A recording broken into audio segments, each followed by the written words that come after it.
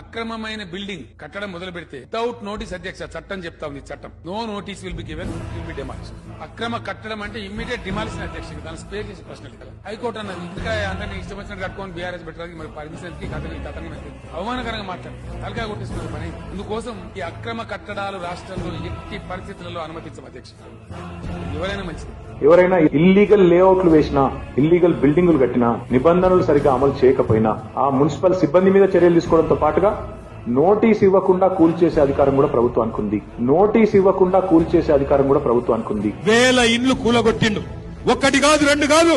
ఇదే హైదరాబాద్ లో బోరబండ పక్కనే ఉండే సున్నం చెరువులో మీ జూబ్లీహిల్స్ పక్కనే ఉండే అన్ని బస్తీలలో మొత్తం ఇండ్లు కూలగొట్టిండ్రు. రేపు మీ బోరబండ మీదికి బుల్డోజర్ రావద్దంటే మీ బోరబండలో గరీబోళ్ళ ఇల్లు కూలొద్దంటే కేసీఆర్ గారు పంపే సునీత గోపీనాథ్ గారిని గెలిపించండి.